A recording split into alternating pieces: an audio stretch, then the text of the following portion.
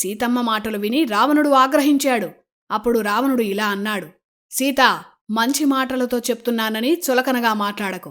నేను తలుచుకుంటే ఇప్పుడే ఇక్కడే నిన్ను సంహరించగలను. అయినా సరే నీకు ఈ 2 నెలలు గడువిస్తున్నాను. ఈ గడువు దాటిన తర్వాత నీ అనుమతితో నాకు పనిలేదు. ఈ గడువులోగా నన్ను వివాహం చేసుకోవాలి, లేదా ఫలహారం కింద నిన్ను భక్షిస్తానని రావణుడు చాలా తీవ్రంగా సీతను హెచ్చరించాడు.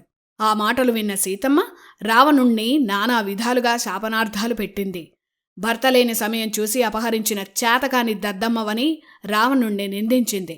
ఆ మాట వినగానే రావణుడు కళ్ళు ఎర్రజేశాడు. అతని ముఖం వికృతంగా మారింది. అతను ఆ రాక్షస స్త్రీలను ఆజ్ఞాపించాడు.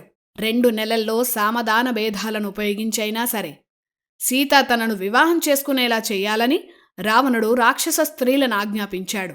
కోపంతో ఉరుముతున్న రావణుడి భార్యల్లో ఒకరైన ధాన్యమాలిని ఆపింది. ఇష్టం లేని స్త్రీ వల్ల ఏ సుఖమూ ఉండదని, ఇప్పటికి సీతను వదిలిపెట్టమని రావణుణ్ణి ఆపింది. ఆమె మాటలు విన్న రావణుడు అక్కడ్నుంచి వెళ్ళిపోయాడు.